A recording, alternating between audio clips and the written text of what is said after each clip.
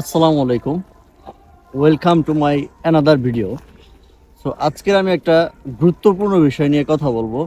আসলে রাশিয়া আসার আগে আমাদের মাথায় সর্বপ্রথম যেই প্রশ্নটা আসে সেটা হচ্ছে রাশিয়াতে পড়াশোনার পাশাপাশি জব করে টিউশন ফি, লিভিং কস্ট এবং সেই সাথে চলার খরচ তুলে দেশের বাড়িতে টাকা পাঠানো যায় কিনা, আসলেই কি এটা সম্ভব?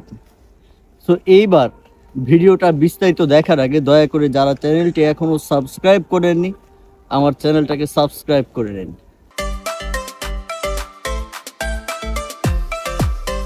সো অ্যাট ফার্স্ট রাশিয়াতে আপনার যে প্রথম বছরটা সেটা হবে প্রিপারেটরি কোর্স অথবা ল্যাঙ্গুয়েজ কোর্স। এই কোর্সের এই বছরের ভিতরে আপনি কত টাকা আয় করতে পারবেন এর সীমাবদ্ধতা আমি দিতে পারবো না, কারণ এটা ডিপেন্ড করবে আপনি প্রথম 3 মাসের ভিতরে কত দ্রুত রাশিয়ান ভাষা শিখতে পারেন এবং সেই সাথে একটা জব ম্যানেজ করতে পারেন, যেই জবটা আপনার জন্য লিভিং কস্ট এবং অন্যান্য খরচ তুলতে সহায়তা করবে। এই কোর্সের ভিতরে প্রিপারেটরি কোর্সের ভিতরে যখন আপনি নাইট জব করবেন সেক্ষেত্রে আপনি মূলত কত টাকা স্যালারি পেতে পারেন এক মাসে। সো প্রিপারেটরি কোর্সে আপনি থাকা অবস্থায় আপনি যেই জবগুলো সাধারণত করতে পারবেন বা যেগুলোর করতে আপনার কোনো সমস্যা বা হেজিটেশন হবে না, সেগুলো হচ্ছে বিভিন্ন ধরনের রেস্টুরেন্টে আপনি ডিশ ওয়াশিং এর কাজ এবং ক্লিনিং এর কাজ করতে পারবেন। এই ক্ষেত্রে বেতনটা সাধারণত কত হয়ে থাকে? প্রতি মাসে এখানে স্বাভাবিকভাবে 35 থেকে 40 হাজার রুবেল আপনি আর্ন করতে পারবেন আপনার প্রিপারেটরি কোর্সে থাকা অবস্থায়। এগুলো রেস্টুরেন্টে সাধারণত, এবং রেস্টুরেন্টের বাইরে যে জবগুলো আছে যেমন ওয়্যার হাউসের জবগুলো, বিভিন্ন ধরনের শপিং মলের এদের যেই গোডাউন বা গুদাম, সেখানে ওয়্যার হাউসের জবগুলোতে আপনি কাজ করতে পারেন রাতের শিফটে। সেক্ষেত্রে এক শিফটের জন্য এক রাতের জন্য আপনি 2500 থেকে শুরু করে 3000 রুবেল পর্যন্ত আর্ন করতে পারেন। এখন দেখা যাবে যে আপনি এই কাজটা আপনি ধরতে পারলেন কিনা। অ্যাটলিস্ট আপনি ওয়্যার হাউস যদি জয়েন করতে পারেন সেই ক্ষেত্রে দেখা যাবে মাসের ভেতরে আপনার 10 থেকে 15 দিন কাজ করা কোনো ব্যাপারই হবে না। নাইট কাজ করে 2 দিন কাজ করলেন, ক্লাস করলেন, নাইট করলেন, অবশ্যই মাথায় রাখতে হবে এই জিনিসটা কিন্তু অত্যন্ত কঠিন। তাহলে এখন প্রশ্ন হচ্ছে প্রিপারেটরি কোর্সে থাকা অবস্থায় আমি কিভাবে আমার টিউশন ফি ম্যানেজ করব? ইটস ডিফিকাল্ট, তাই না? সো অ্যাকচুয়ালি আপনার প্রিপারেটরি কোর্স শেষ হচ্ছে কোন মাসে সেই বিষয়টা যদি আমরা খেয়াল করি সেক্ষেত্রে দেখা যাবে আপনার প্রিপারেটরি কোর্স শেষ হচ্ছে এপ্রিল মে এর ভেতরে। প্রতি বছর সেপ্টেম্বর সেশনে যারা আমরা আসতেছি তাদের প্রিপারেটরি কোর্স শেষ হয়ে যাচ্ছে এপ্রিল মে এর ভেতরে, পরীক্ষা নিয়ে আপনাকে ক্লোজ করে দেবে। সেক্ষেত্রে আপনি সামারে 2 থেকে 3 মাস কাজ করার সুযোগ পাবেন। এখন পরীক্ষার শেষ হওয়ার পরপরই পরের মাসে আপনাকে টিউশন ফি দিতে হবে। হতে পারে 50%, হতে পারে 25%, কিন্তু আপনাকে দিতেই হবে।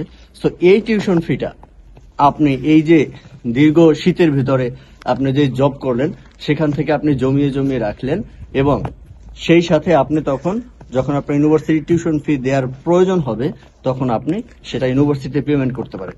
এখন এইখানে যে সমস্যাটা আসলে দাঁড়ায়, শীতকালে রাশিয়াতে জব কমে যায়, যার ফলে শিক্ষার্থীরা শীতকালে বেশি টাকা আর্ন করতে পারে না এবং টিউশন ফি জমাতে একটু সমস্যা তৈরি হয় এখানে।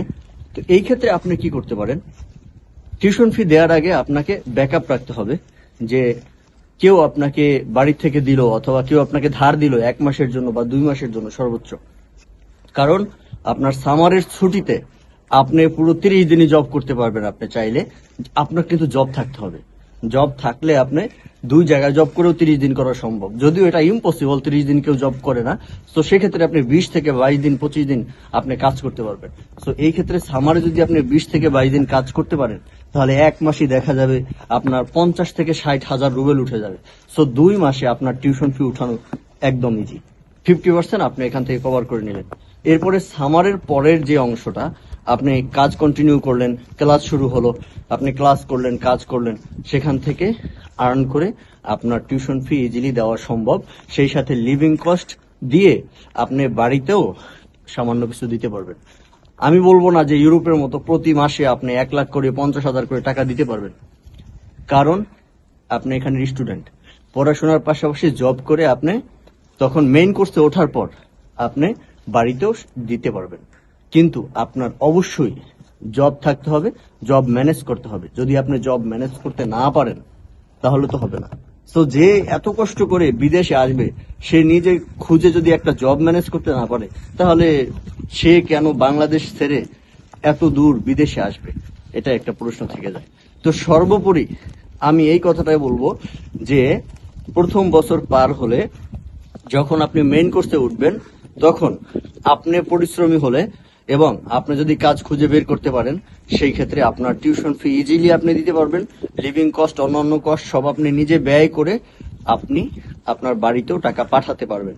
তবে তার পরিমাণটা ইউরোপ আমেরিকার মতো অনেক হবে না, এই বিষয়টা নিশ্চিত। ধন্যবাদ, সবাই ভালো থাকবেন।